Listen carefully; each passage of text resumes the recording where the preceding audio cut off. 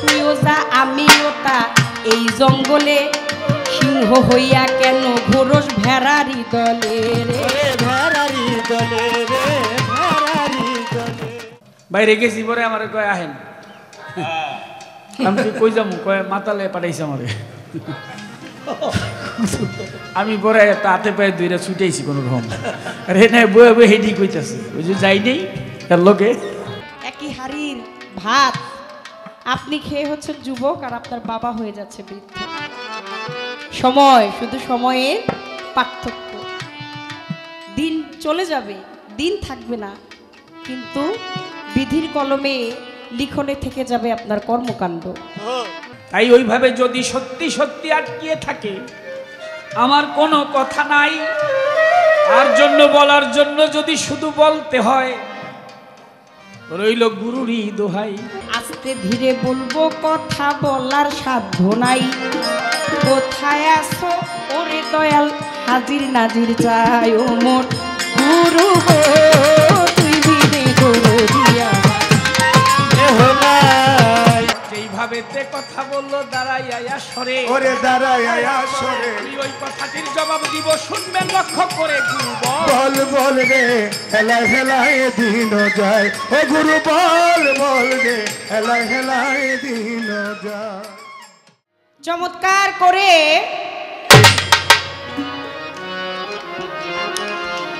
আমার কথার জবাব দিয়ে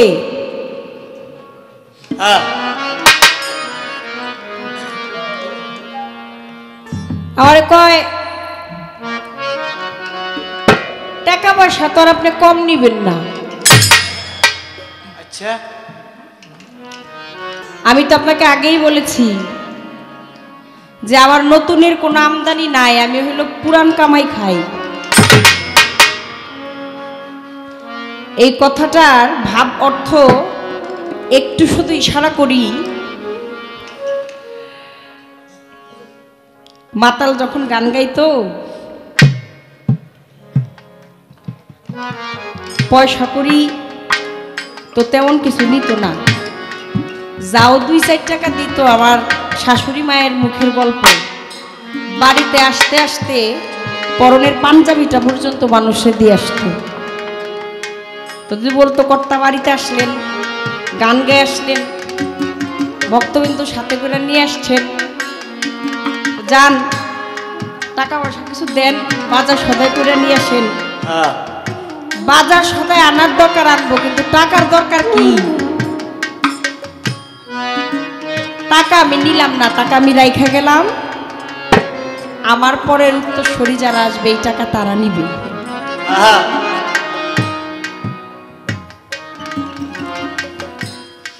ওই যে কামাই, জামাইয়ের কামাই জমা হয়ে আছে।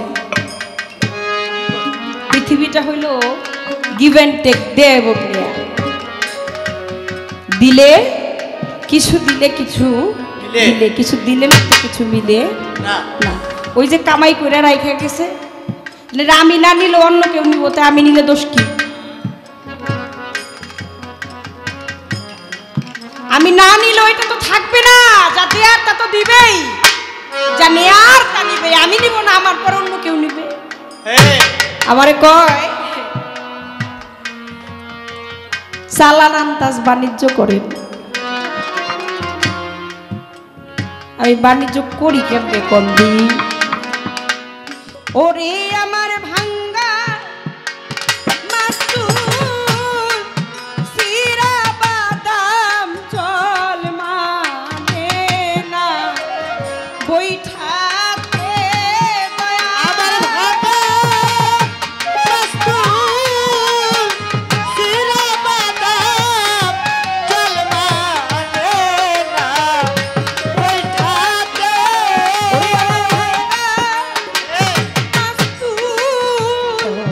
সিরা বাদাম চল মানে না বৈঠাতে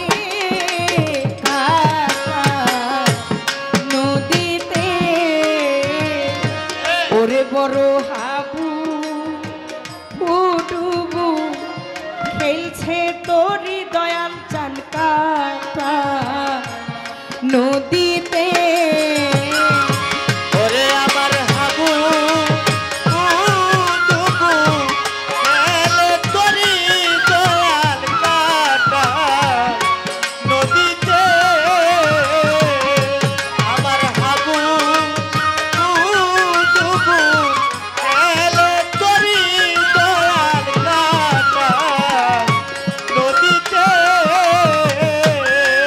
বাচ্চাটা 14 পোয়া এই তরিখানা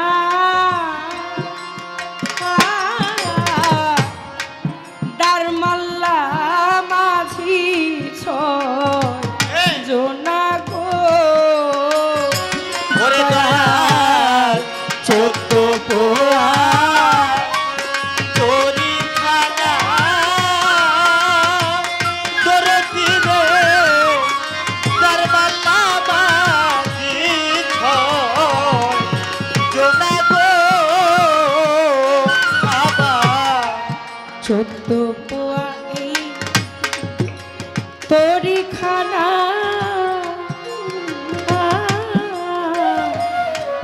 দারে মাল্লা মাঝি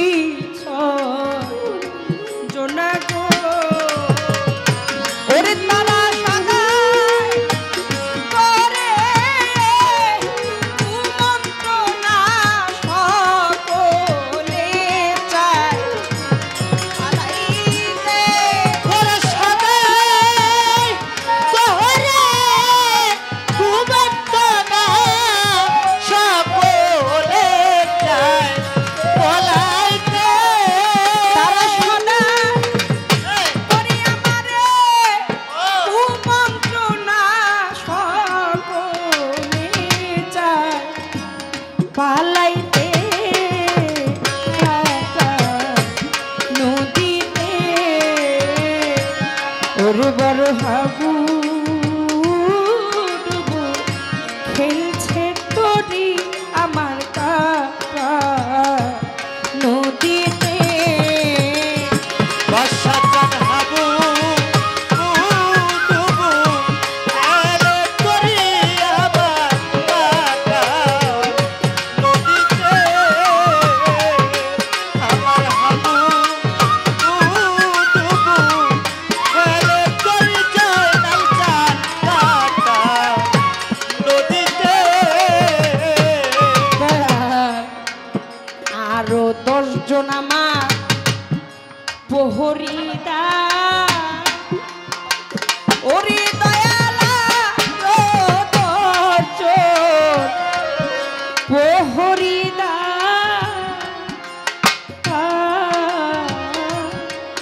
কেউ না বাধ্য লয় না আমার গো ওরে দয়ালের দর্জ প্রহরীদা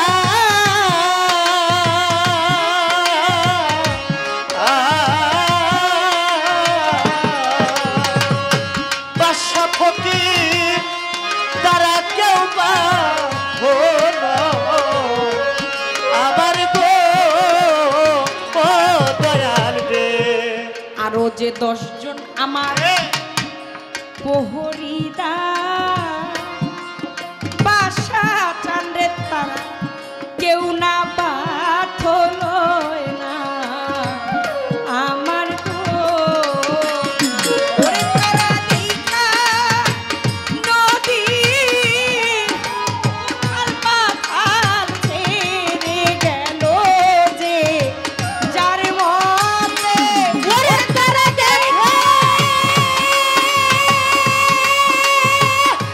নদীর উতাল পাথাল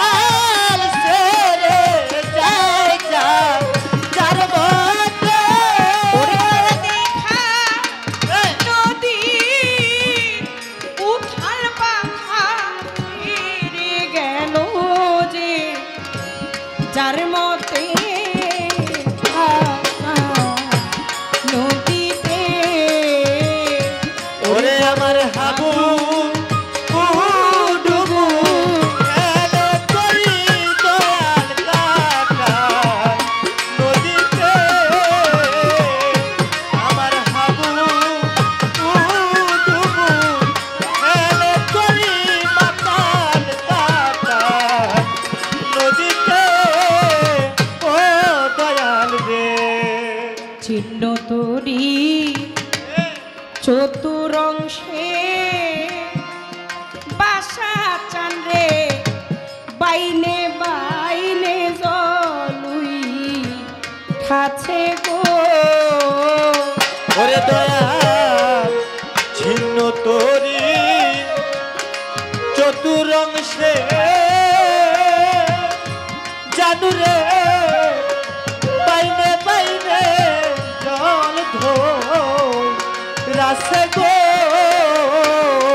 আমার জীর্ণ তরি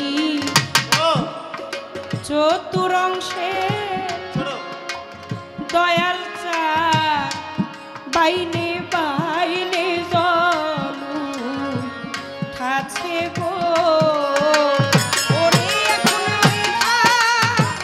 মারা দূরের কথা হাত কইরাছে ডগরাতে ওই এখন বৈঠা বাবা দূরের কথা হাতি রাতি ডগরাতে ওরে এখন ওইঠা ও মারা এ দূরের কথা হাত কইরাছে ডগরাতে নদীতে ওরে আমার হাবু ডুবু এলো করি দয়ার কাটা নদীতে বাসা জান হাবু ডুবু এলো করি বাসা জান কাটা নদীতে দেওয়ার রজ্জব কান্দে পইরা ফান্দে নীলাম না আর বইঠা কেন্দে গো করে দেওয়ান রাজ্জব কান্দে পরে ফান্দে বাসা জান নিলাম না কেন বইঠা বান্ধা গো রজ্জব কান্দে পইরা ফান্দে নীলাম না আর বইঠা বেঁধে গো ওরে আমার গেল কান্দে কান্দে পারলাম না পারি জমাইতে ওরে আমার জান জাহেলা কাঁদতে কাঁদতে পারলাম না পারি জমাইতে আমার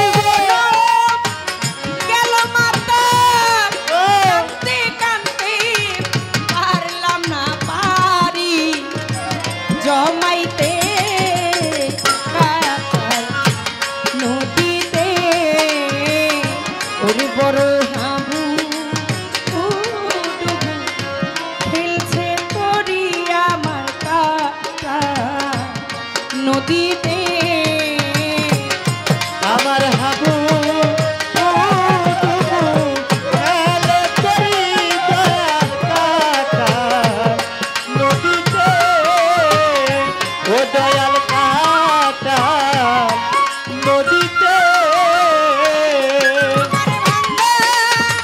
মাস্তুল সিরা বাদাম জল মানে না বৈঠাতে ওরে আমার ভাঙা মাস্তুল সিরা বাদাম জল মারে না বৈঠাতে আমার মাস্তুল সিরা বাদাম জল মানে না এ বৈঠাতে বাদশা চান্তা নদীতে আমি হাবু ডুবু ফেলছি তরি কাজল চান্দ্রে কাটা আমার দরদি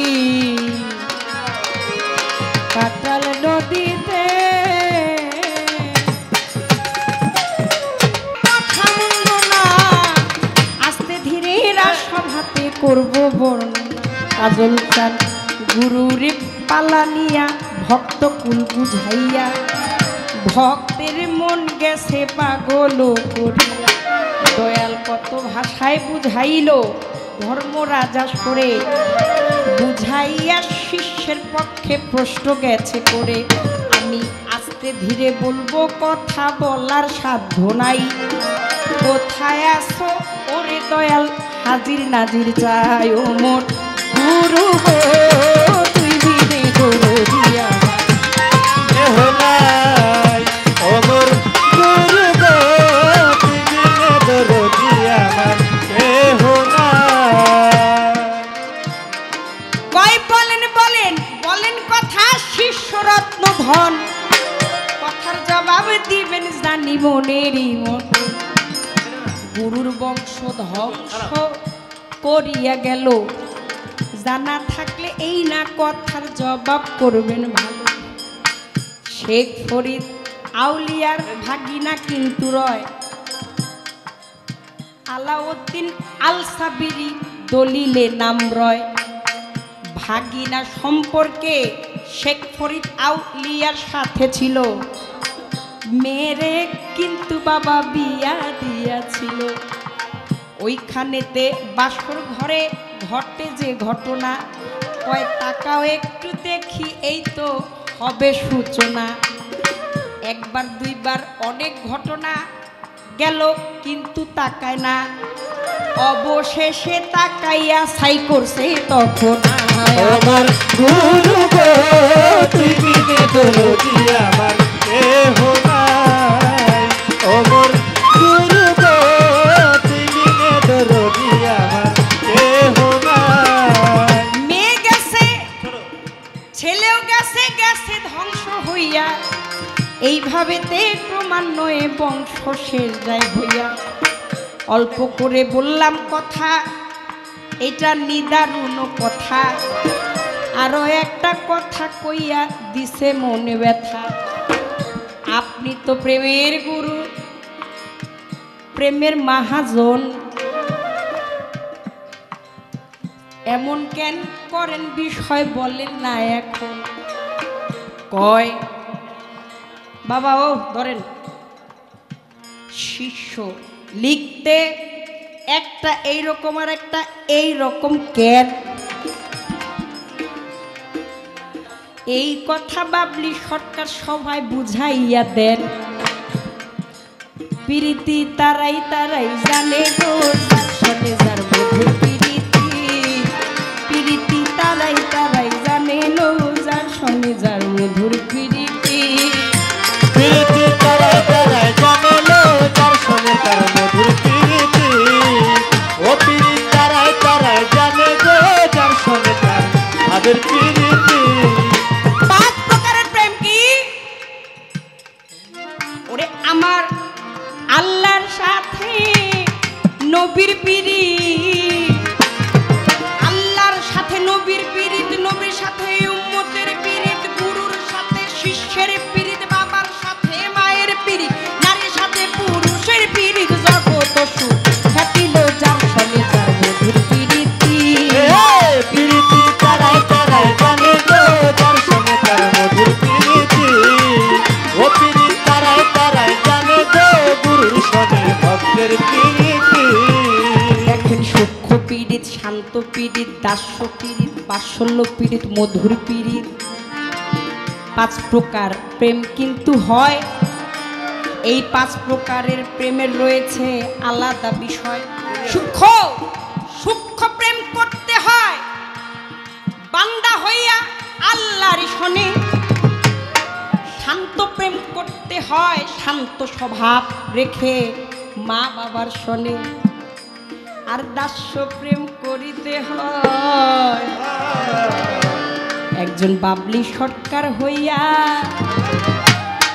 দেখেন দেখেন ও কাজল সান আমার দিকে চাইয়া ওরে আমার দিকে চাইয়া রে আমার দিকে চাইয়া দাস্য প্রেম করে নিবে দয়াল জয়নাল চান আমার বাদশা চান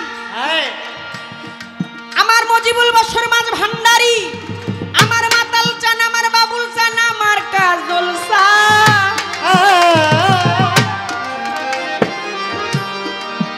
এই দাস্য প্রেমের মধ্যেই গুরু শিষ্যের ভাব হয়ে বাঁচিবে পরাণ। আর বাৎসল্য প্রেম ইষ্টি খেসি প্রতিবেশী ভাই ব্রাদার আত্মীয় স্বজন বন্ধু বন্ধু নিবে কিন্তু করে আরো একটা প্রেম আছে গেছে গভীর হয়ে রে গেছে গভীর হয়ে হইয়া রে গেছে গভীর হইয়া রে গেছে গভীর হইয়া। ওই না পীড়িতের নাম খুবই মধুর, নাম রাখছে মধুর পীড়িতি। যেই পীড়িতিতে নরনারী ঘটে রে মতি। দেখে আল্লাহ ভাগ করে দিছে পঞ্চ প্রকারের প্রেম। হ্যাঁ, হ্যাঁ 5 প্রকারের প্রেম, সূক্ষ্ম, শান্ত, দাস্য, বাৎসল্য, মধুর। এনে একটা সবই যদি একরকম হয়ে যায়, জগতের এক নাম দুনিয়া।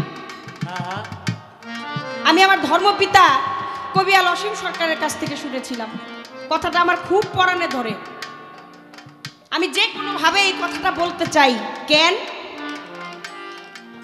অন্ধকার আলো মন্দ ভালো শক্ত নরম ঠান্ডা গরম চাওয়া পাওয়া স্বামী স্ত্রী সুখ দুঃখ এই যদি না থাকে, আমি যে কাপড়টা পরে আছি এটা হচ্ছে সাদা, সাদা না? এখন এটার মধ্যে যদি একটা কালো মাপলার পেঁচাই তাহলেই কিন্তু সাদার কালোর পার্থক্যটা বোঝা যাবে। বোঝা যাবে কি না? এটা যে আলো, এই আলোটা আপনি বুঝবেন কি করে যতক্ষণ পর্যন্ত আপনি অন্ধকার বুঝতে না পারবেন।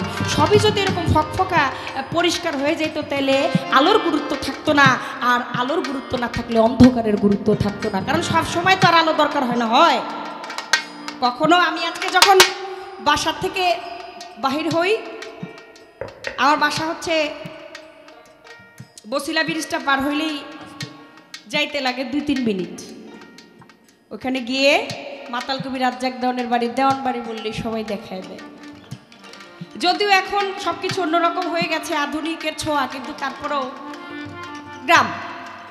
আমার বাসায় আজকে কারেন্ট ছিল না সন্ধ্যা বিকেল থেকেই।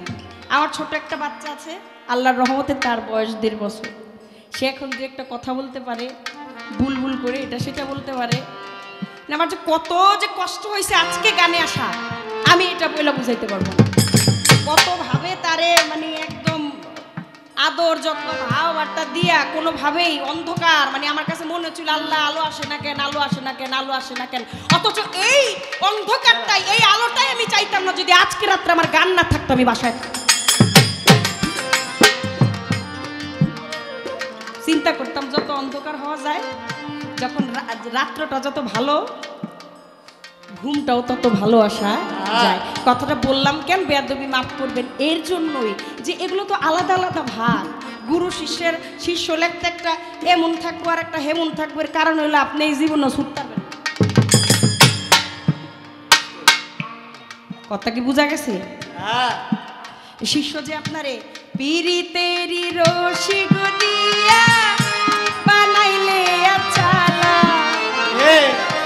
বিশ্বাসেরই চাবি দিয়া বন্ধ করছি তালা, বাসুর বান্ধিলা বান্ধিলা সুখের বাসর বান্ধিলা।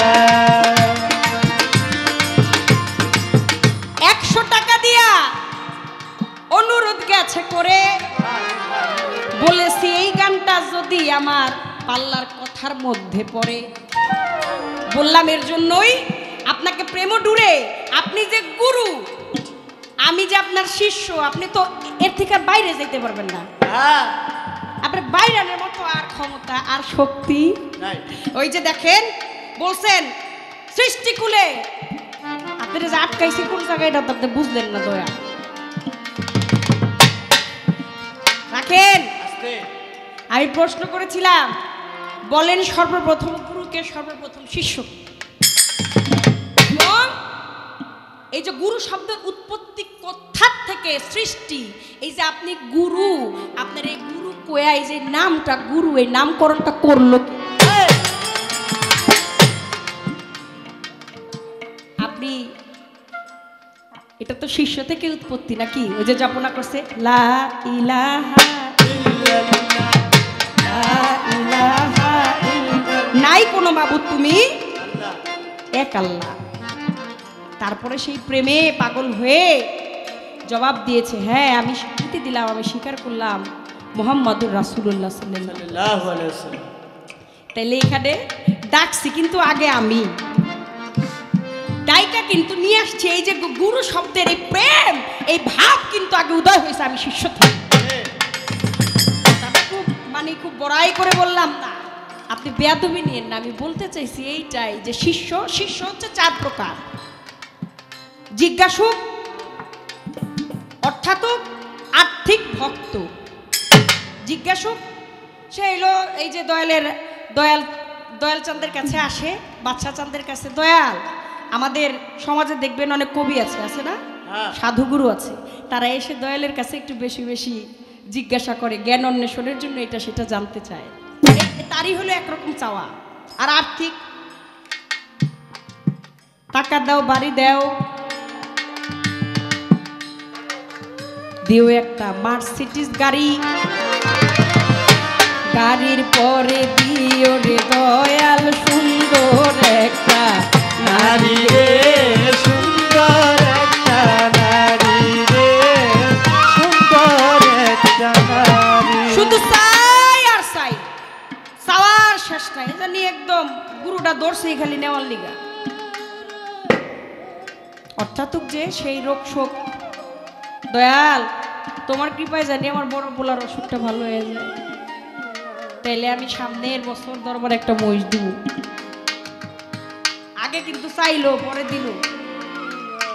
আর ভক্ত যে সে শুধু কয় তুমি দেও দেখা দরদি, তুমি গো বাছা চান কথা দরদি, তোমায় না দেখিলে পরাণ গোয়া আমার বাঁচে না রে, ওরে তুমি দেও দেখা দরদি, তুমি কথা দরদি, ও তোমায় না দেখিলে পরাণ আমার বাঁচে না রে, তুমি দাও দেখা দরদি, তুমি দাও দেখা দরদি।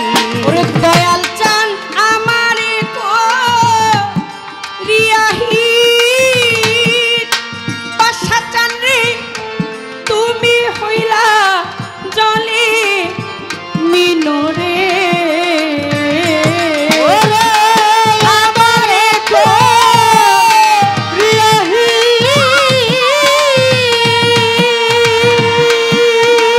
ওরে দয়াল তুমি হইলা জলে মিনরে, তোরে জল দিয়া আসে কি আরে রা, তোরে জাল দিয়া আসে কি আরে রাখবো, ওরে তোরে না দেখিলে পরাণ গোয়া আমার বাঁচে না রে, তুমি দাও দেখা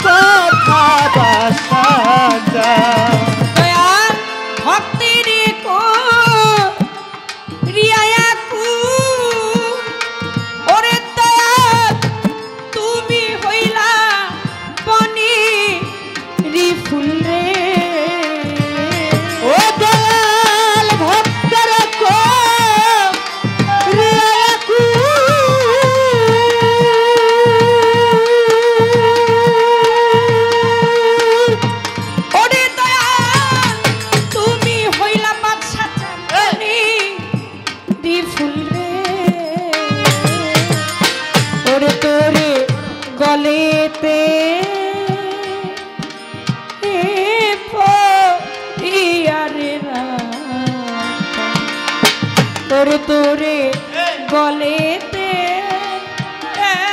পরিয়ারে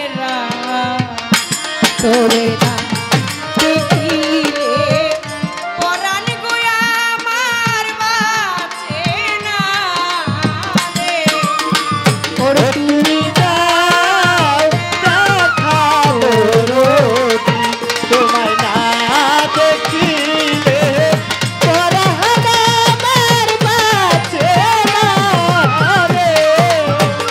ও তুমি যাও দেখা জয়নাল চাঁদ তুমি কও কথা বাসা যাও।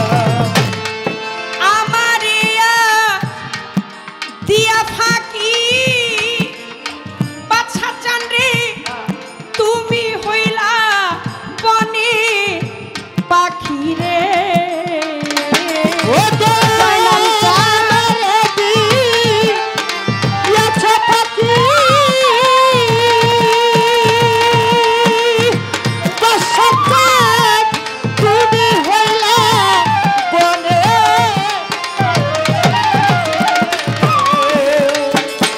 আমারিয়া দিয়া ফাঁকি দয়াল রে তুমি হইলা বনে পাখি রে। তোরে পিঞ্জিরা আয় ভরিয়ারে রাত তোরে পিঞ্জিরা আয় ভরিয়ারে রাখবো। তোরে পিঞ্জিরা আয় ভরিয়ারে রাত তোরে না দেখিলে পরাণ কাজলে সান বাঁচে না রে। ও তুমি যাও দেখা দরদি তুমি কথা দরদি তোমায় না দেখিলে পরাণ আমায় রাখে। ক্ষয় পালাটা গুরু ভক্তটাই ভালো ছিল। পালাটা গুরু শিষ্য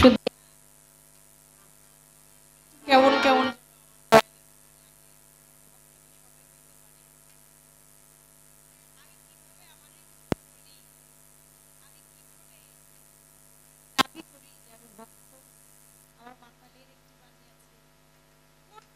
ধর্মচারীর চাইতে একজন কর্মনিষ্ঠাই শ্রেষ্ঠ। বাবা হ্যাঁ একক দশক শতক হাজার অযুত লক্ষ নিযুত কোটি যার উপরে আর নাই। হ্যাঁ হ্যাঁ একক দশক শতক হাজার অযুত লক্ষ নিযুত কোটি কোটি ধর্মচারীর চাইতে একজন কর্মনিষ্ঠাই শ্রেষ্ঠ। কোটি কর্মনিষ্ঠার চাইতে একজন জ্ঞানী শ্রেষ্ঠ। আর কোটি জ্ঞানীর চাইতে একজন মুক্ত মানব শ্রেষ্ঠ। আর মুক্ত মানব হইল তারা আমাদের সমাজে পীর আউলিয়া অলি আব্দুল গঞ্জা আউলিয়া আউলিয়া আমার বৈরাবর আশা চাঁদ আমার জয়নাল চাঁদ আমার বাদশা চাঁদ আমার মজিবুল বশর মাছ ভান্ডারি খালেক চান মালিক চান আমার মাতাল চান আমার কাজল চান। এইরকম মুক্ত মানব কোটি মুক্ত মানবের চাইতে একজন ভক্তই শ্রেষ্ঠ।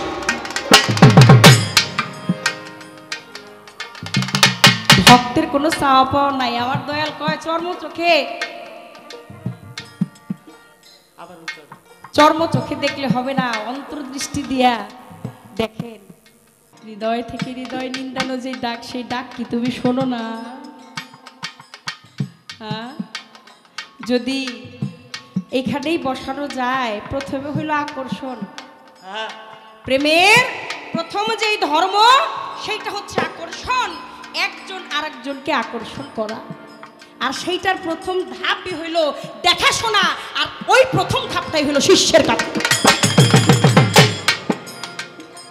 এই হ্যাঁ গুরুর কাছে যখন মুড়ি ধইতে যায়, তখন যায় গুরুর চোখের দিকে আগে চায় না, তখনই তো যা আছে ওই ওই দৃষ্টি দিয়ে দয়াল গুরু তাকিয়ে ভিতরের যত ময়লা আবর্জনা আছে সব কিছু ওই যে চোরাই কইছিল মুগ্ধা মিথ্যা কথা আসে না, মিথ্যা কথা কইতে পারি না, বের হয়ে আসবে এমন সময় আজান দিছে, নামাজ না পড়ে আসতে পারি না, বড় পীর আমার কি জানি কি হয়ে গেছে। বড় পীর কয় তুমি জানো না আমি তোমার এই মায়ের সংসারে আউলিয়া বানাই দিছি অনেক আগেই, যখন তুমি আমার চোখের উপরে চোখ রেখেছো, আমার হাতের উপরে হাত রেখেছো, আমি তোমার ভিতরের যত ময়লা আবর্জনা যাচ্ছিল এগুলো সব কিছুকে শেষ করে তোমার ভিতরে কামলিয়াতি দিয়ে দিয়েছি। দয়াল গো দয়া, আগে তো তোমারে একটু দেখা দেখি হয়, দেখা দেখি না হইলে কি বলো প্রেমের মজা রয়। দেখছে সবাই সবারে, জগতে যত প্রেমিক ছিল শুধু একজন দেখে নাই, না দেখাও পাগল হইছে, প্রেমিকের খাতায় সর্বশ্রেষ্ঠ নাম আমি দলিলেতে জানিতে চাই। একটাই কথা দিবে কিন্তু কইয়া, এইখানেতে একটা কথা বলে আসর দিব ছাড়িয়া। জঙ্গলের মধ্যে একটা ভেড়ার পাল, ওইটার মধ্যে ছিল একটা মা ভেড়ি, সে গর্ভধারিণী রয়, গর্ভধারণ করেছে, তার প্রসব ব্যথা উঠে গেছে, একটু আড়াল খুঁজাই লয়, একটু আড়ালে চলে গেছে, এমন সময়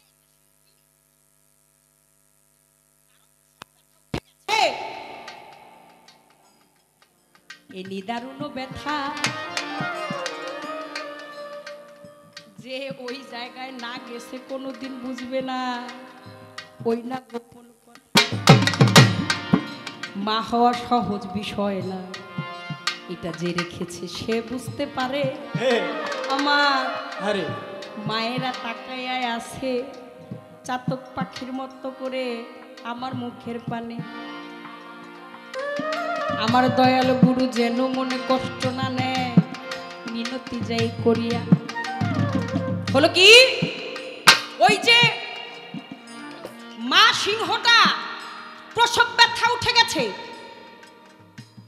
এবার বাচ্চা দুনিয়ায় আসবে চলে।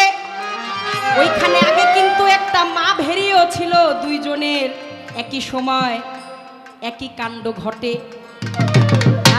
দুইজনই সন্তান প্রসব করেছে, সিংহিনী করেছে একটা সিংহের বাচ্চা, আর ভেড়ির পাল থেকে ওই মা ভেড়ি করেছে একটা ভেড়ার বাচ্চা।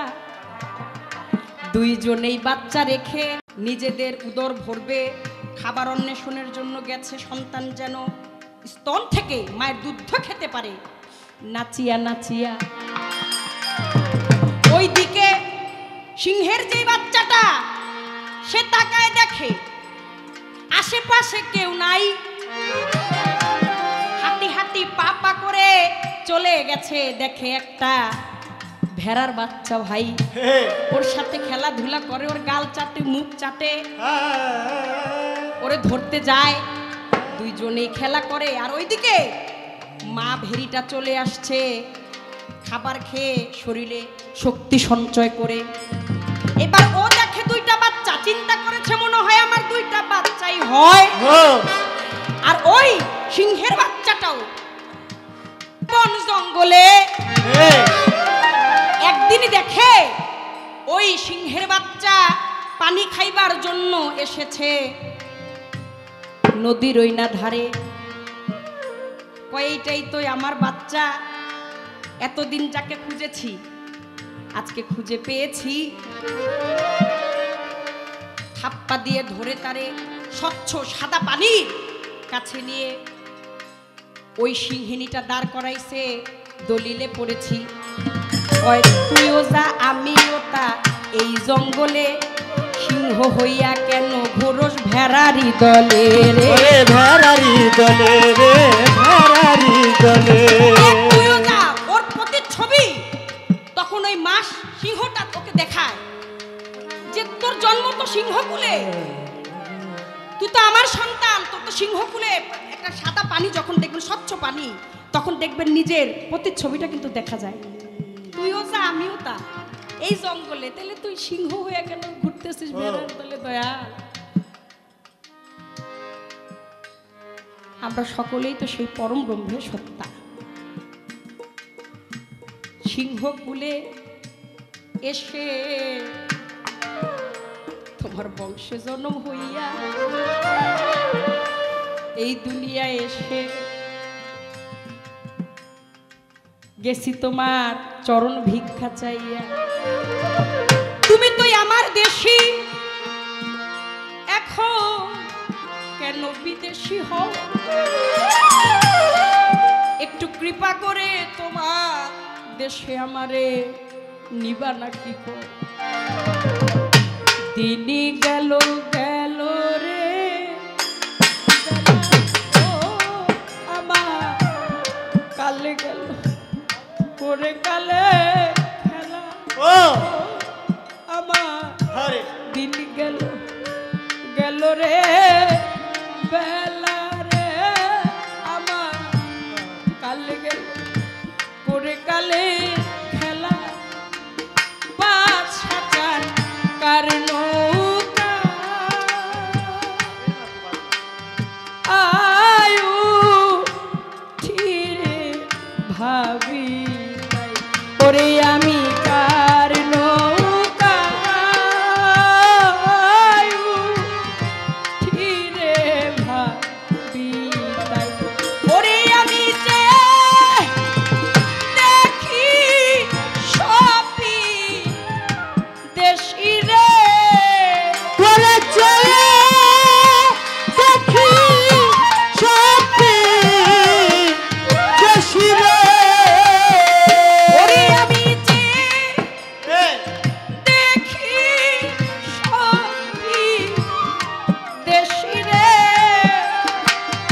ওরে আমার দেশের দেশি কেহ নাই, বাদশা চান দেশের দেশি কেহ নাই, তার নৌকায় কি বলে ভাবি তাই, দিন গেল গেল রে বেলা, ও জানু কাল গেল করে কালের হেলা। আমি কার নৌকায় কি বলে ভাবি তাই। আমার পিতা বইল মা রায় পথে, ভাই বন্ধু কেহ নাই সাথে,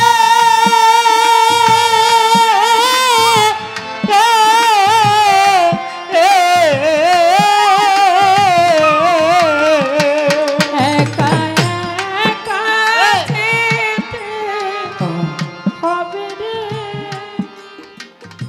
বাদশা চাল রে, অজানা কো পথে রে। ওরে একা একা যেতে হবে রে বাবা সাজা, অজানা গান পথে। ওরে একা একা যেতে হবে রে ও জনল চা, অজানা গান পথে। পিতা মইল মারাইলাম পথে, ভাই বন্ধু কেহ নাই সাথে, ওরে একা একা যেতে হবে রে গুরু ভাই, অজানা গা পথে রে। ওরে আমি কেমন করে যাব পারে রে, ওরে আমি কেমন করে যাব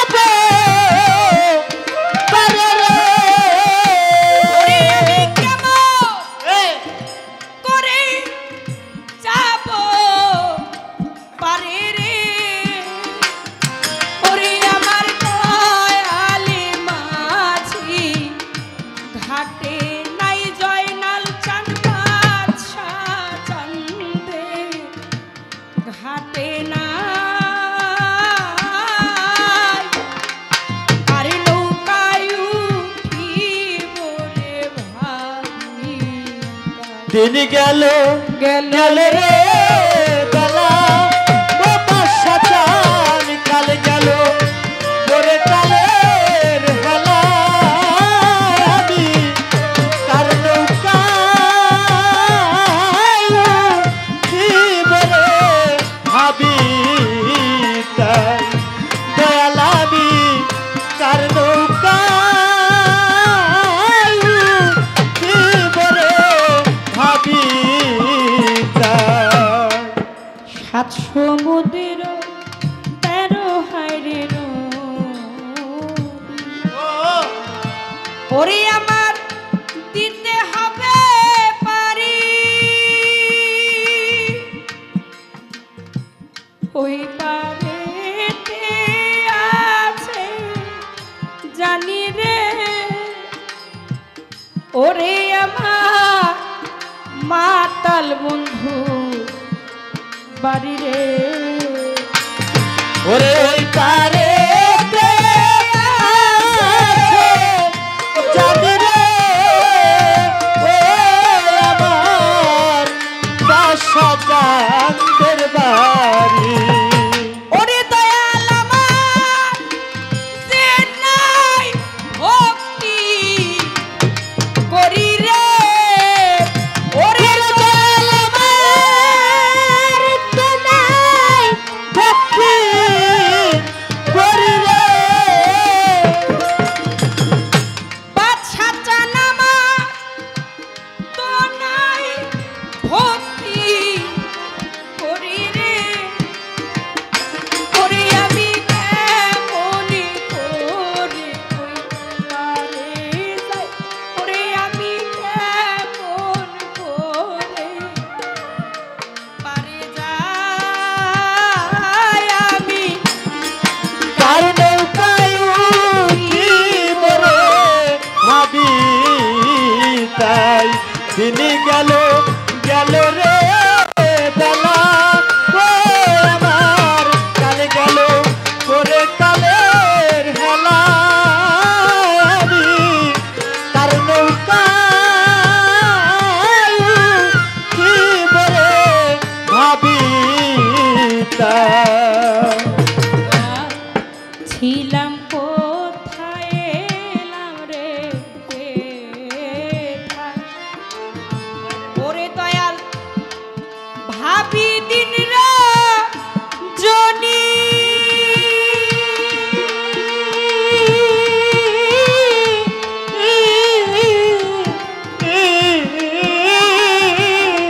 অজানায় চেনা পথে রে ওরে দয়াল হারিয়েছি আমি রে অজানায়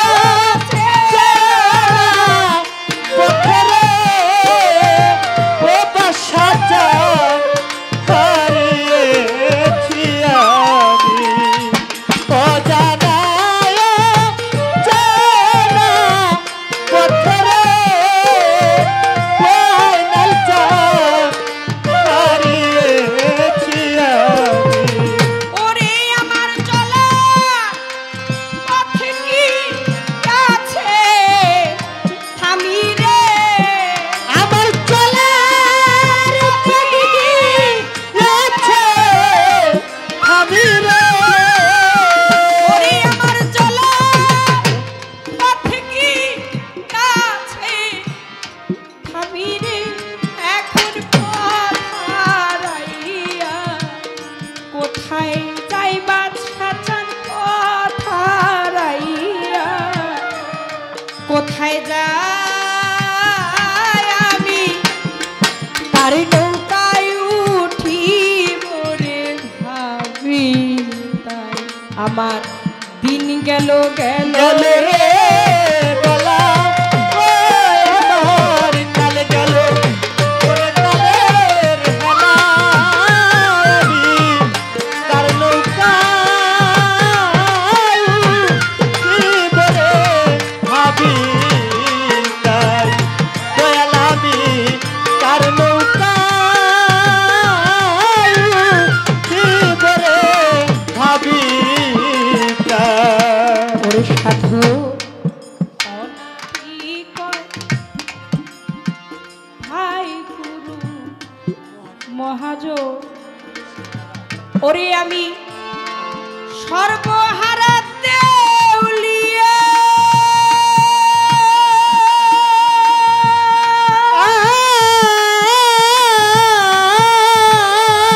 ভিক্ষা ছাড়া নাই মোর গতি রে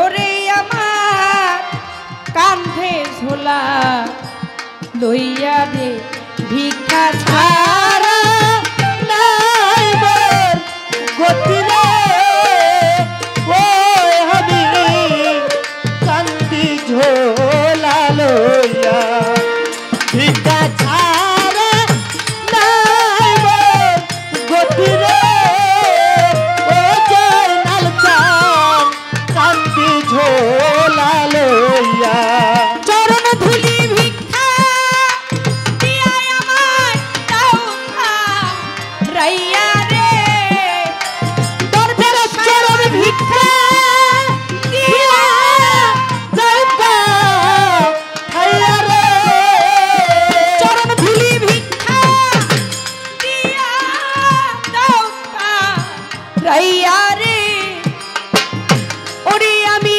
দেশের মানুষ দেশে যাই আমি দেশের মানুষ দেশে যাই আমি তার নৌকায় উঠি ওরে ভাবি শুনি গেল গেল রে গলা আমার কালে গেল করে কালের হেলা আমি তার নৌকায় জীবনে ভাবি তাই জয়নাল চাঁদ কার নৌকায় জীবনে ভাবি ওরে আমি দেখি সবই দেশি রে ওরে আমি দেখি সত্যি বেশি রে ওরে আমি দেখি সবই দেশি রে ওরে আমার দেশের দেশি কেহ নাই রে আমার দেশের দেশি কেহ নাই আমি আর নৌকায় উঠি ওরে ভাবি ওরে আমার দিন গেল গেল রে বেলা ও বেলা কাল গেল পরে কালের খেলা কার নৌকা আয়ো ফিরে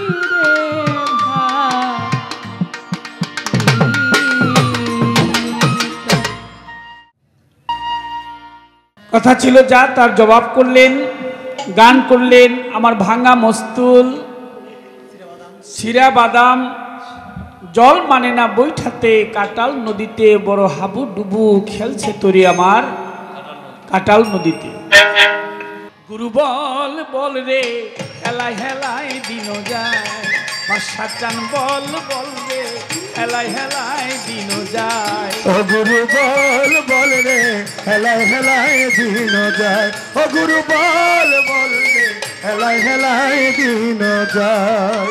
সুখের রজনী ছিল গভীর গেছে হইয়া, আরে গভীর গেছে হইয়া, এই সময় একটা কথা যায় জিজ্ঞাসা করিয়া, জিজ্ঞাসা করিয়া যেইভাবে তে কথা বললো দাঁড়াইয়া সরে, ওরে দাঁড়ায় আসরে আমি ওই কথাটির জবাব দিব শুনবেন লক্ষ্য করে। গুরু বল বল বল রে হেলায় হেলায় দিন যায়, ও গুরু বল বল রে হেলায় হেলায় দিন যায়। বলে কি গুরু, ও মা মা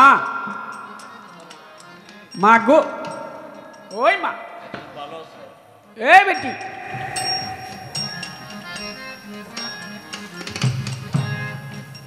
কথা কয় না, কানে কানে কয় না, চুপ থাকো।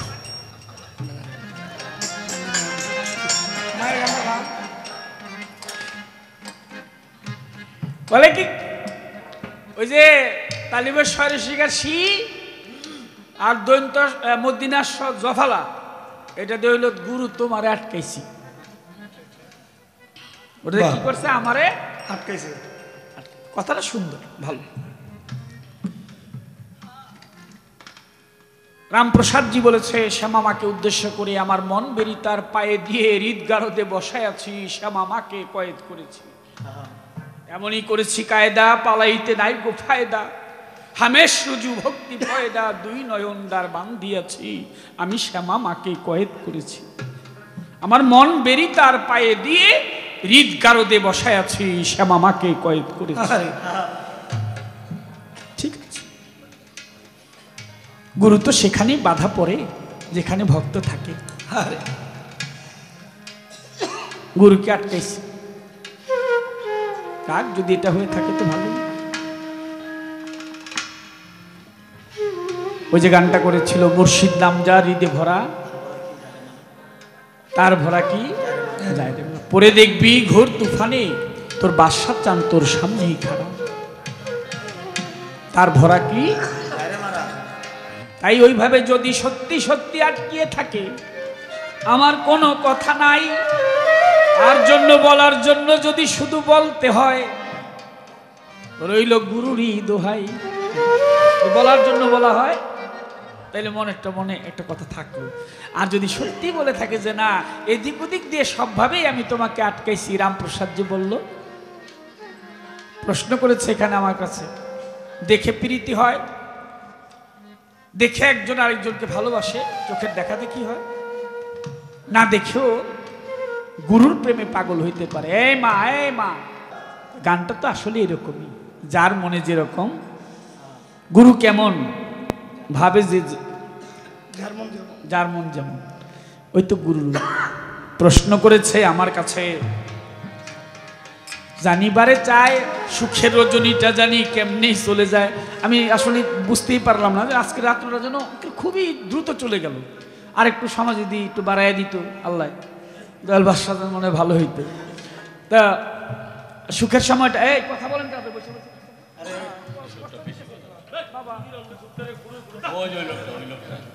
আরে এটা মাতালের বক্তব্য।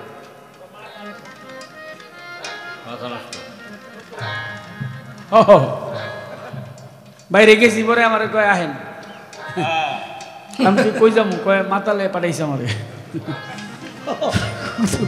আমি পরে তাতে পায়ে দুইটা ছুটাইছি কোনো রকম। আরে না বয়ে বয়ে হেডি কইতেছে, ওই যে যাই নেই তার লোকে এডি কইতেছে যে আমার লোকে গেল না কেন। আমারে মাতালে না করছে, মাতালে আমার কইছে খবরদার ওর কথা কোনদিন যাবি না। এটা খুঁয়ে দিলাম আজকে। বলছি খবরদার, তুই আমি যেটা করছি তুই এটা করিস না, আমি যেটা বললাম তুই সেটা করিস। বিলা তোমার আরো করুন, আর যদি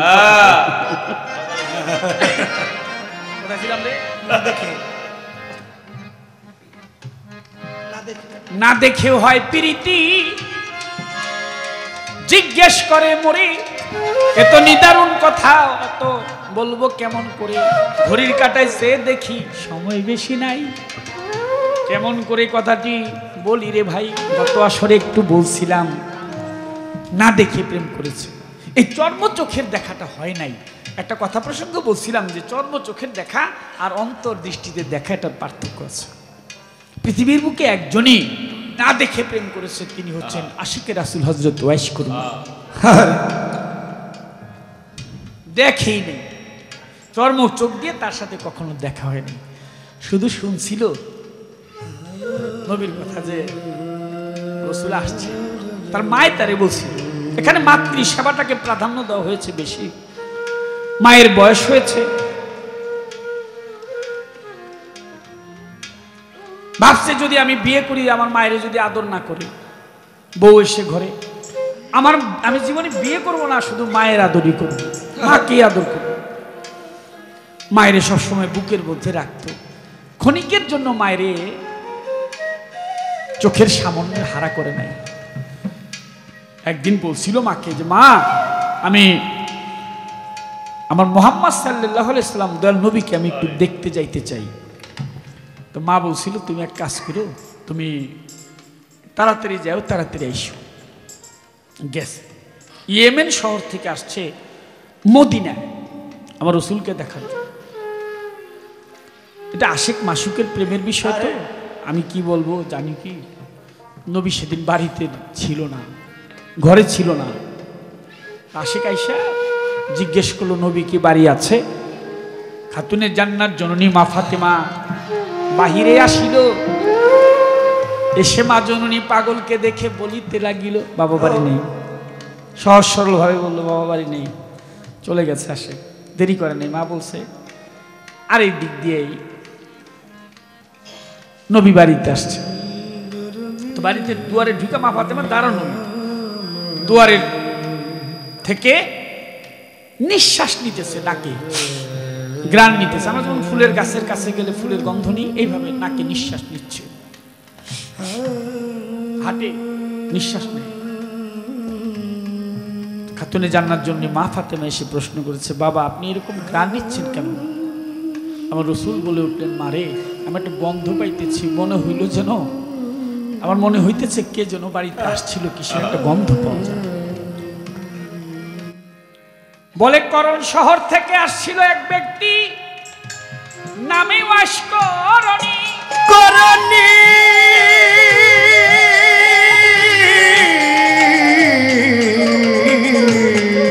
কথা শুনে বললেন আমার দয়াল নবী গুণমণি।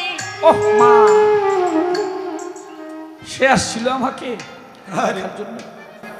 মা তার সাথে আমার দেখা হইল না। বলে বাবা ডাকেন, আপনি তো গেলে পারেন। বলে না, তার সাথে আমি যদি দেখা হয় আমার পৃথিবীর প্রলয় হয়ে যাবে, ধ্বংস হয়ে যাবে, থাকবে না কোনো কিছু, এরকম বিষয় থাকে। সেই আশেকে রাসূল হযরত ওয়াইস করুনি,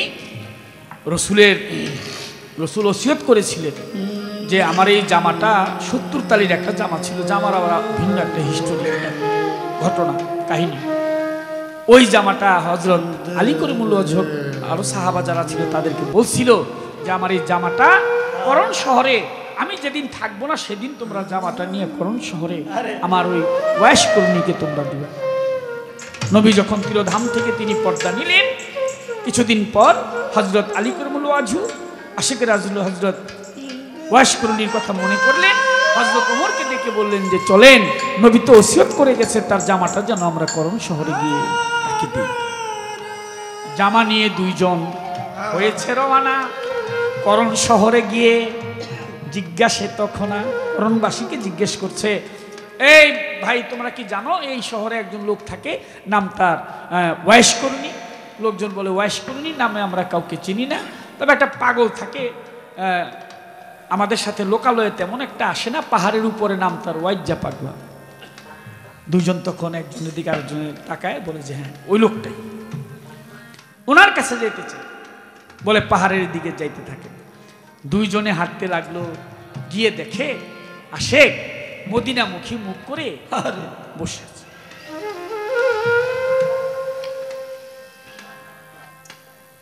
হযরত আলী করিমুল্লাহ ওয়াজহ, হযরত ওমর দুইজনই চিন্তা করে যে আশেক তো এইভাবে মদিনার দিকে তাকিয়ে আছে, তো তারা তো পিছন থেকে ডাক দেওয়া যাবে না, কোনো গুরুকে গিয়ে পিছন থেকে ডাক দেওয়া যাবে না। কোনো গুরু লোক যদি ঘুমাইসা থাকে তারে গিয়ে হাতে এইভাবে বলা যাবে না যে আপনি ঘুম থেকে উঠেন, এটা যেন কোনো ভক্ত কোনো শিষ্য না করে। সে যতক্ষণ পর্যন্ত না উঠবে, নবী যখন মেরাজে যায়, জিব্রাইল ফেরেশতা খুব নরম তার জিব্বাটা বিড়ালের জিব্বা করে নবী রসুলের পায়ে গিয়ে চাটতেছিলেন। আরে অত নরম বিড়ালের জিব্বা, পৃথিবীতে এত নরম কোনো কিছু নাই। বিড়ালের জিব্বা নিয়ে বিড়ালের রূপ ধারণ করে তখন রসুলের জিব্বাটা চাটলেন। নবী তো তন্দ্রায় ছিলেন, তখন তিনি জেগে উঠেছিলেন। ওই রকম তো ডাকা যাবে না, পিছনে গিয়ে একটা আরেকটা নীতি ইসলাম ধর্ম অনুসারে একজন যদি আরেকজনকে সালাম দেয়, কাছাকাছি দেখা হইলে ওই কাজ দিয়ে গিয়া ডাইন পাশ দিয়ে হযরত আলী করিমুল্লাহ ওয়াজহ বলছে আসসালামু আলাইকুম। আশেক একটু মাথাটা উঁচু করে তাকায় বলল ওয়ালাইকুম আসসালাম। আপনি হযরত ওমর বলছিল আসসালামু আলাইকুম, ওমর না।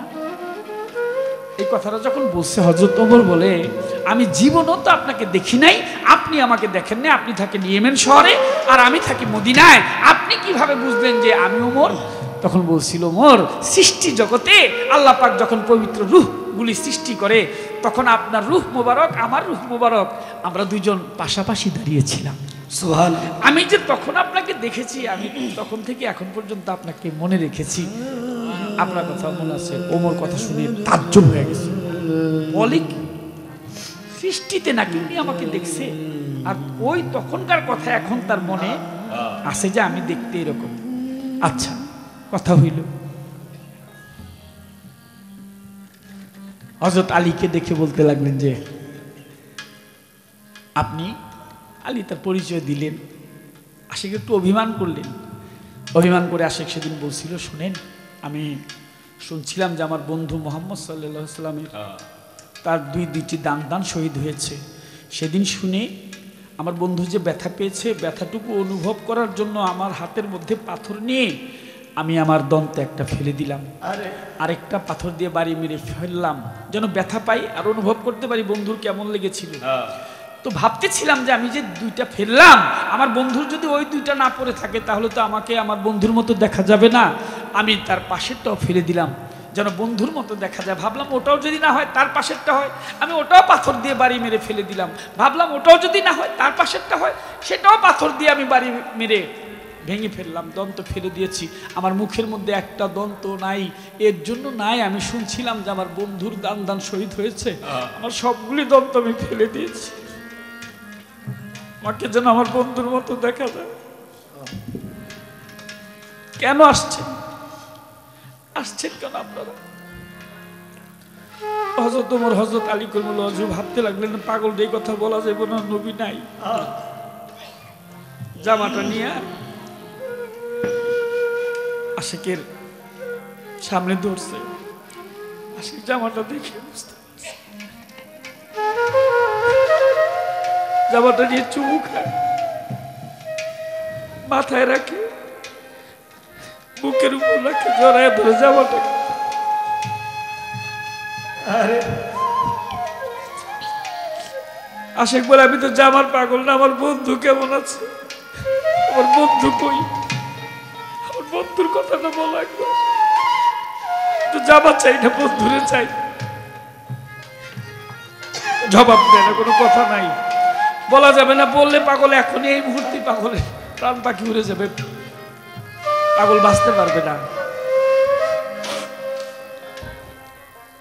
কাঁধে ছিল ঝোলা, মা ছিল সেই কাঠিতে। আশিক শেষ পর্যন্ত বুঝেছে বন্ধু বুঝি তার নাই। ঝোলাটা কাঁধের উপর দিয়ে বলছে, আমাকে একটু সময় দেন। সেজদার পড়ে গেছে আল্লাহর দরবারে। আসমান জমিন থরথর করে কাঁপছে। গাইবি থেকে আমার আল্লাহ বলছে, আরশে আজিম থেকে আল্লাহ পাক বলছে, আশিক তুমি তোমার সেজদা উঠাও। আশিক বলছে, আমি সেজদা উঠাইতে পারি, এই মুহূর্তে আমার বন্ধু মুহাম্মদ সাল্লাল্লাহু আলাইহি ওয়াসাল্লামকে আমার কাছে ফেরত দাও। আল্লাহ বলে, পাগল রে, যারে আমি নিয়ে যাই আর তার আমি ফেরত দিই না। তুমি এইটা ছাড়া যা চাইবে আমি তোমার তাই দিব। এটা ছাড়া তুমি কিছু চাও আমার কাছে, আমি তোমাকে দেই। বলে, তাহলে আমার বন্ধু সারা জীবন বলেছে ইয়া উম্মতি ইয়া উম্মতি ইয়া উম্মতি, আমি আমার বন্ধুর হয়ে এই মুহূর্তে তোমার কাছে চাওয়া, বন্ধু যেটার জন্য পাগল ছিল আমিও সেটার জন্য পাগল। এই মুহূর্তে তুমি আমার বন্ধু মুহাম্মদ সাল্লাল্লাহু আলাইহি ওয়াসাল্লাম, মুহাম্মদের যে উম্মত, এই উম্মতে মুহাম্মদীর সমস্ত গুনাহ তুমি মাফ করে দাও। আমার আল্লাহ বলে, পাগল তুই সেজদা উঠা, আমি 4 আনা গুনাহ মাফ করে দিলাম। বলে, তুমি তো রহমান, তুমি দয়াল, তুমি দাতা, সব পারো, তুমি কেন 16 আনা গুনাহ মাফ করো না? আল্লাহ বলে, আমি 8 আনা গুনাহ মাফ করলাম। বলে, তুমি 16 আনা গুনাহ মাফ করতে পারো? আল্লাহ বলে, আমি 12 আনা গুনাহ মাফ করে দিলাম। আর এদিক দিয়ে হযরত আলী কারামাল্লাহু ওয়াজহু, হযরত ওমর, তারা যেন মাটির মধ্যে দেবে যাইতেছিল, ওই বোঝা যেন সহ্য করতে পারতেছিল। সবাই তো সবটা বহন করতে পারে না, তারা মাটির দিকে দেবে যায়। আর পিছন থেকে হায়দারি হাত মেরে বলছে, আমাদেরকে বাঁচান, আমরা মাটির তলে চলে যাচ্ছি। আশিকের ধ্যান ভঙ্গ হয়েছে। আশিক সেজদা উঠে বলছে, আমাকে আরেকটু সময় কেন দিলেন না? আরেকটু সময় যদি আমাকে দিতেন, আর একটু সময় পাইলে আমার বন্ধু মুহাম্মদের যত উম্মত, সমস্ত উম্মতের গুনাহ খাতা আমি মাফ করে নিতে পারতাম। সুবহানাল্লাহ। এই 4 আনা গুনাহ আবার 16 আনা গুনাহ হয়ে দেখা দিবে। মানুষ নিজের অজান্তে অনেক গুনাহ করে ফেলে, আমিও করে ফেলি, আমি তার ঊর্ধ্বে না, আমি সাধারণ মানুষ। তাই তোমার জন্য মনে রাখবা, তোমার এই জায়গাটা যদি পরিষ্কার না থাকে, আল্লাহ রাসূল প্রিয় মুর্শিদের হাতে যদি সময় থাকতে তোমাকে নিজেকে, হযরত আশিকের রাসূল ওয়াইস করেনি, তখনও তিনি বায়াত হয় নাই, মুরিদ হয় নাই। এর আবার আরেকটা ঘটনা আছে, তারা তো চলে আসলেন আশিককে জামা দিয়ে, অবশেষে তিনি বৃদ্ধ হয়ে গিয়েছিলেন। সিফফিনের যুদ্ধ মুয়াবিয়ার সাথে আর হযরত আলী কাররামাল্লাহু ওয়াজহুর সাথে সেই যুদ্ধ হইতেছিল। একদল লোক যায় ইয়েমেনের পথ ধরে, সিফফিনের মাঠে ময়দানে যুদ্ধ হচ্ছে, জিজ্ঞেস করে ভাই তোমরা কোথায় যাও? বলে আমরা যাচ্ছি সিফফিনের ময়দানে মাওলা আলী আর মুয়াবিয়ার সাথে যুদ্ধ। বলে ভাই আমাকে একটু নিয়ে যাবে? তুমি বুড়া মানুষ গিয়ে কি করবে? বলে আমার একটু নিয়ে চলো না, যাই। পাগলটি নিয়ে চলছে। পাগল সেই যুদ্ধের ময়দানে গিয়ে হাতের মধ্যে একটা তরবারি নিয়ে হযরত আলীর পক্ষে তিনি যুদ্ধ আরম্ভ করলেন। যুদ্ধে এমনভাবে করতেছে, বৃদ্ধ হয়ে গেছে, তার সামনে শত শত লোক আইসেও তার সাথে যুদ্ধে কুলাইতে পারে না। যে সামনে আসে তাকেই কতল করে, যে সামনে আসে তাকেই আঘাত করে। দূর থেকে মুয়াবিয়ার সৈন্যরা দেখলো যে এই বুড়া লোকটাকে, এর তো দেখি নেই, এই লোক এত মানুষ মারতেছে, তো তারে ঘায়েল করতে হইব, তাকে তীর মারো। দূর থেকে তীর মারতে লাগলেন। তীরে তীরে সমস্ত শরীরটা যখন ক্ষত বিক্ষত, সে যখন একেবারে চলতেই পারে না, মাটিতে ধরাশায়ী। তো যুদ্ধের নিয়ম হইল কোনো অসুস্থ লোক থাকলে তাকে শিবিরে নেওয়া হয়। তাকে নিয়ে গেলেন। নিয়ে যাওয়ার পর তিনি বলতে লাগলেন যে হযরত আলী কোথায় আছে, আমাকে কেউ একটু আলীর কাছে নিয়ে যাবেন? নিয়ে গেলেন মাওলা আলীর কাছে। মাওলা আলীর জানুর উপর মাথাটা রেখে মুখ পানি চেয়ে হযরত আলী কাররামাল্লাহু ওয়াজহুর মুখের দিকে চেয়ে আছে। নিঃশ্বাস যাবে, আসা যাওয়া করছে, যে কোনো মুহূর্তে যেতে পারে। এই সময় বলতেছে, হুজুর আমি আপনার পক্ষে যুদ্ধ করতে আসছিলাম, আমার মনে হয় আমার সময় বেশি নাই, আমি আপনার দিকে চেয়েছে আমার রসুল দেখার, মোহাম্মদ দেখার স্বাদ মিটাই। আপনাকে দেখি, আপনাকে দেখলে আমার নবী দেখা হয়ে যাবে।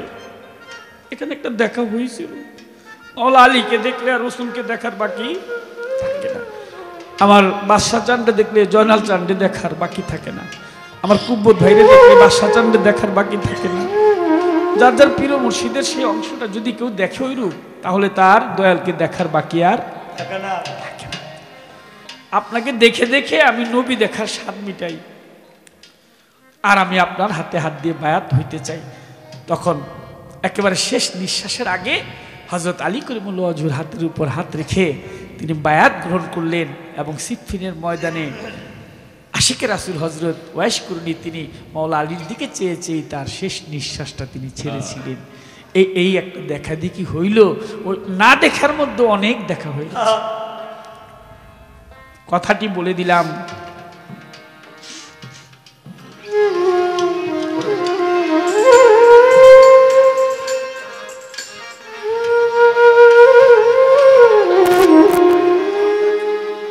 শেষ বাসরে অমন করে, শেষ বাসরে, শেষ বাসরে অমন করে করিও সরস পরশ দান। তুমি সেদিনে আসিও বন্ধু, বাদশা চান শেষ হলে আমার দিন মান। দয়াল রে শেষ হলে আমার যত দিন মান, সেদিন শেষ হলে অমন করে শেষ বাসরে, শেষ বাসরে অমন করে করিও চরস পরশ হলে সারা এই প্রবাসের বাস, এই প্রবাসের বাস হলে সারাই আমি শুনবো তোমার ওই বাঁশির গান। তুমি সেদিন শেষ হলে মোর দিন মান বন্ধু, শেষ হলে মোর দিন মান, সেদিনে আসিও বাদশাহ চান। শেষ হলে মোর দিন মান, দয়াল শেষ হলে মোর দিন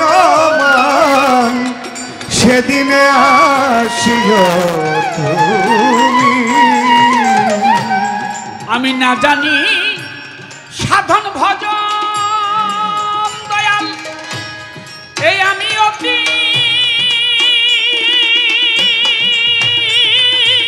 হয় ভজন না জানি সাধন ভজন ভজন ভজন। বাদশাহ আমি অতি হয় ভজন, শুনি নাম যে তোমার পতিত পাবন দয়াল নাম যে তোমার, শুনি নাম যে তোমার পতিত পাবন, তুমি করুণাময় ভগবান। সেদিনে আসিও বন্ধু, শেষ হলে মোর দিন মান দয়াল, শেষ হলে মোর দিন মান। সেদিনে আসিও বন্ধু, শেষ হলে মোর দিন মান দয়াল, শেষ হলে মোর দিন মান। সেদিনে আসিও তুমি। আমার কুভাবনাই চিত্ত বলি,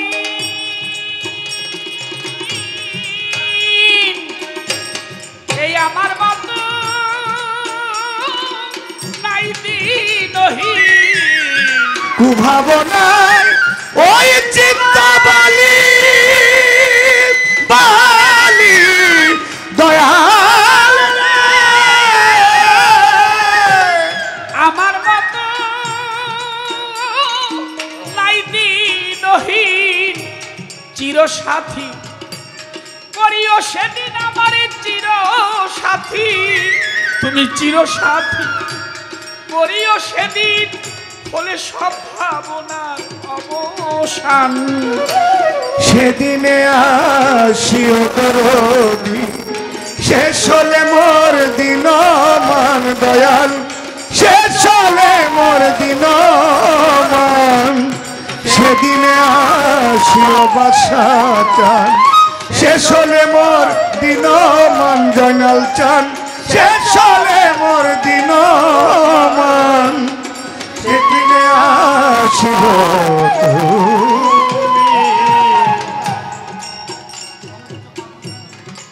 তোমার নাম ভরসা করি দয়াল, ভাসাইলাম আমার ঘৃণ করি। তোমার নাম ভরসা করি করি করি। আমি ভাসাইলাম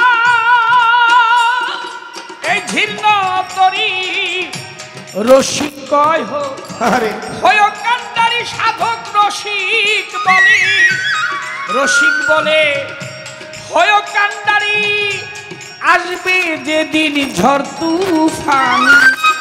সেদিনে আসিও তুমি, শেষ হলে মোর দিন মান দয়াল, শেষ হলে মোর দিন মান। সেদিনে আসিও তুমি, শেষ হলে মোর দিন মান বান্ধব, শেষ হলে মোর দিন মান। সেদিনে আসিও তুমি। শেষ বাসরে অমন করে বাদশাহ চান, শেষ বাসরে তুমি শেষ বাসরে অমন করে করিও সরস পরশ দান। সেদিনই আসিও মাতাল, শেষ হলে আমার দিন মান দয়াল, শেষ হলে আমার এই দিন মান। তুমি সেদিনে আসিও আসিও